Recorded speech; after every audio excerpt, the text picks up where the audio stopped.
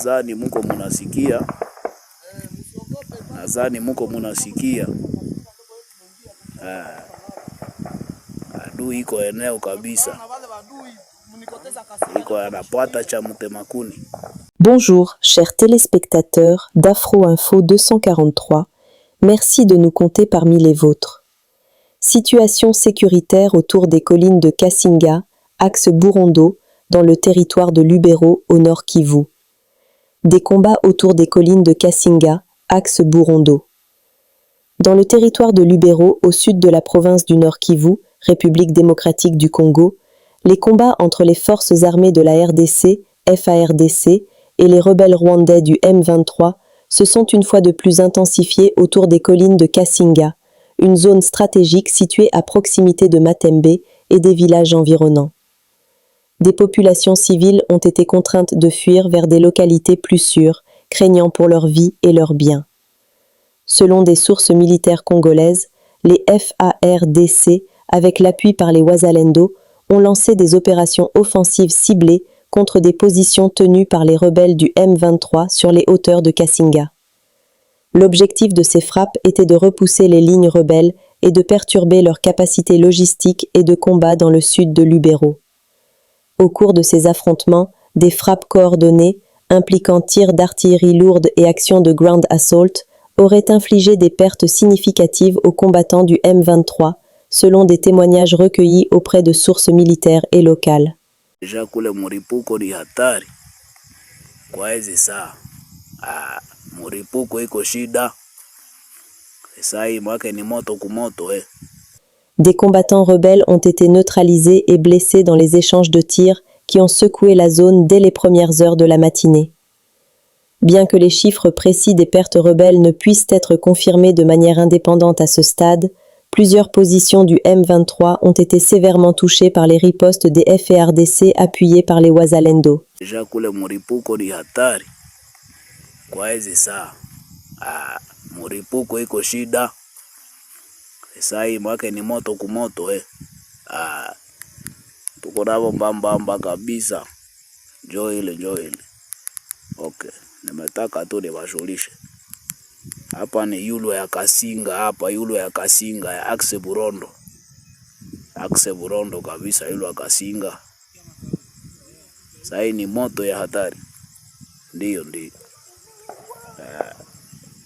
Moto kuna kusema.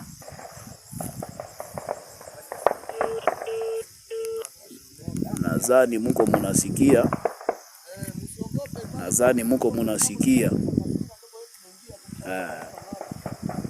Adui iko eneo kabisa. Iko anapata cha Mtemakuni. Ni hatari kabisa pale. Ni hatari. Nimepima panda mkamuti hapa. Jo nikamate hii eneo.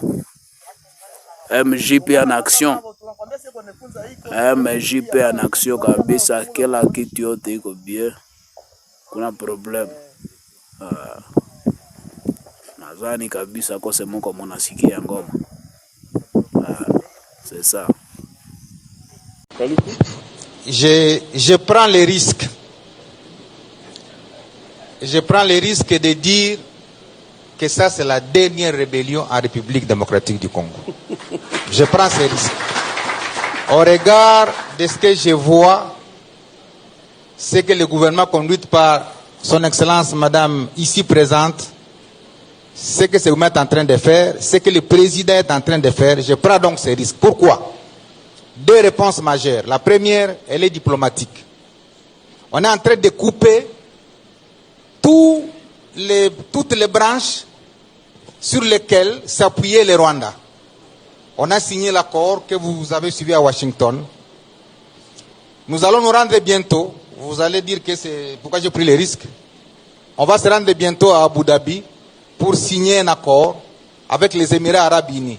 C'est dans cet espace où 80% des minéraux en province du Rwanda étaient dirigés. On va couper les fils pour qu'on commence à traiter directement avec eux, sous l'autorité de Madame la Première ministre ici présente. La réponse suivante, elle est sécuritaire. Pendant tout ce temps, que vous avez suivi, les rébellions se sont succédées, eh bien, il y avait une infiltration massive au sein de l'appareil judiciaire. Et ce gouvernement ici est en train de faire un nettoyage systématique pour extirper de l'appareil sécuritaire toutes ces patates pourries qui en fait contaminaient le reste de l'appareil et nous amenaient à des échecs et des échecs sur une période de 20 ans.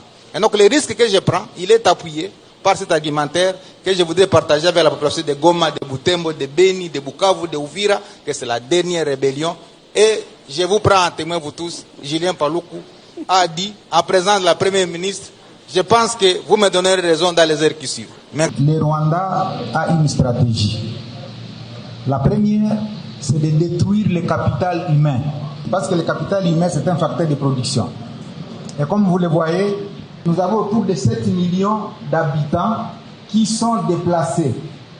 Pour vous en rendre compte, 7 millions de personnes, c'est l'équivalent de la population du Lesotho, du Botswana et du Togo. Donc vous prenez tout le Congo-Brazzaville, voilà l'ensemble des déplacés du Nord Kivu. Donc le Rwanda a eu pour premier objectif de détruire ce capital-là qui est un facteur de production. Mais pourquoi? Parce qu'effectivement, comme a dit la société civile, le Rwanda a 10 millions d'habitants et le marché le plus sûr, c'est la République démocratique du Congo. Donc voilà pourquoi il doit détruire la capacité productive locale pour trouver facilement un débouché. Ça, c'est le premier élément. Deuxième élément, c'est le secteur minier, qui fait l'objet de plusieurs rapports. Lorsque j'ai été élu gouverneur en 2007, les revenus du secteur minier étaient équivalents à 70 millions de dollars pour le Rwanda. Déjà parce que le Rwanda avait créé le CNDP bien avant le RCD. Et la prédation du RCD et du CNDP a fait que les revenus montent jusqu'à 70 millions. Mais voilà les chiffres de 2025. Aujourd'hui, les revenus annuels du Rwanda dans le secteur minier, c'est 2 milliards de dollars. De 70 millions à 2 milliards de dollars. Vous comprenez pourquoi la guerre s'est étendue sur Bukavu. Pourquoi on est allé à Bukavu? Parce que les gens disent qu'on est à la recherche des FDLR.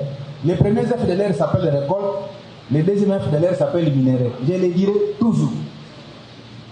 Le président Félix Tshisekedi, quand il a compris la problématique du pillage depuis plus de 20 ans, il a créé ce qu'on appelle la société Primeira Gold, qui est devenue plus tard, je crois, Congo Gold Trading.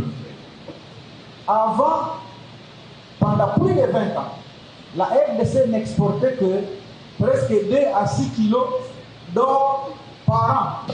Et le Rwanda a vite compris qu'il faut venir attaquer le sud Kivu pour poursuivre les véritables deuxième FDLR qui s'appelle OR.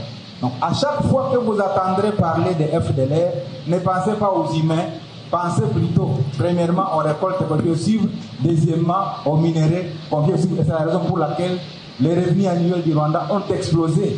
Et je peux vous dire que j'ai consulté toutes les statistiques de la Banque centrale rwandaise. Depuis le mois de mai 2025, ils ne publient plus.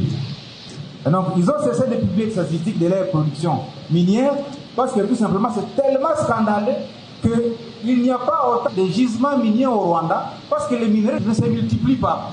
Merci. Je voudrais donc renforcer ce qu'a dit la société civile pour dire que le peuple congolais doit accompagner la vision aujourd'hui qui est celle de sortir tous ces prédateurs de cet espace pour revenir aux fondamentaux qui sont naturellement de renforcer l'économie de la partie de la RDC. Je prends le risque de dire que ça c'est la dernière rébellion en République démocratique du Congo. Je prends ce risque. Au regard de ce que je vois, c'est que le gouvernement conduit par son Excellence Madame ici présente, ce que c'est le maître en train de faire, ce que le président est en train de faire, je prends donc ce risque. Pourquoi? 2 réponses majeures. La première, elle est diplomatique. On est en train de couper toutes les branches sur lesquelles s'appuyait le Rwanda. On a signé l'accord que vous avez suivi à Washington. Nous allons nous rendre bientôt. Vous allez dire que c'est pourquoi j'ai pris le risque. On va se rendre bientôt à Abu Dhabi pour signer un accord avec les Émirats Arabes Unis. C'est dans cet espace où 80% des minerais en provenance du Rwanda étaient dirigés. On va couper les fils pour qu'on commence à traiter directement avec eux, sous l'autorité de Madame la Première ministre ici présente. La réponse suivante, elle est sécuritaire. Pendant tout ce temps que vous avez suivi, les rébellions se succédaient, eh bien, il y avait une infiltration massive au sein de l'appareil judiciaire.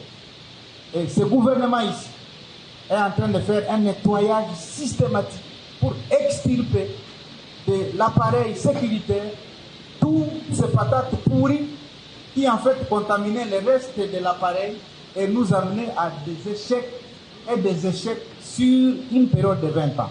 Et donc le risque que je prends, il est appuyé par cet argumentaire que je voudrais partager avec la population de Goma, de Butembo, de Beni, de Bukavu, de Uvira, que c'est la rébellion.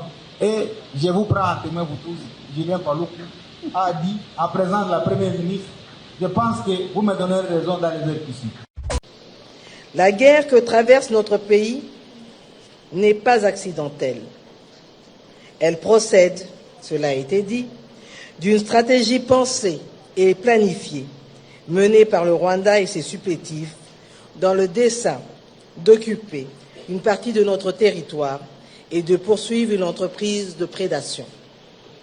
Cette guerre vise le sol et le sous-sol de la République, mais elle vise surtout les vies, les foyers, les équilibres sociaux et l'avenir même de notre nation. Pourtant, ni les armes, ni les bombardements, ni les tentatives de gouvernance par le crime ne sont parvenus à briser ce qui fait la force profonde de la République démocratique du Congo et notre unité nationale. Et face à l'épreuve, notre peuple n'a pas cédé à la résignation. Cette résistance s'exprime sous de formes multiples. Elle est portée par le président de la République et les forces armées de la République démocratique du Congo, engagées avec courage et discipline dans la défense de l'intégrité territoriale et la protection des populations civiles. Elle est portée également par le gouvernement et nos diplomates qui, dans les enceintes régionales et internationales, et même nationales, défendent sans relâche la vérité des faits, la souveraineté de la République et le droit de notre peuple à vivre en paix sur sa terre. Elle est enfin portée par toutes celles et tous ceux qui, dans les villes, les villages, les familles et les communautés, refusent la soumission, tiennent debout et résistent à l'épreuve, avec ou sans armes, dans la fidélité à la République. Nous sommes arrivés à la fin de cette édition. Merci à vous de nous avoir suivis jusqu'ici. Si vous avez apprécié ces contenus, n'oubliez pas de vous abonner à notre chaîne, d'activer la cloche de notification pour ne rien manquer de nos prochaines vidéos. Likez et partagez cette vidéo. On se retrouve très prochainement. À bientôt.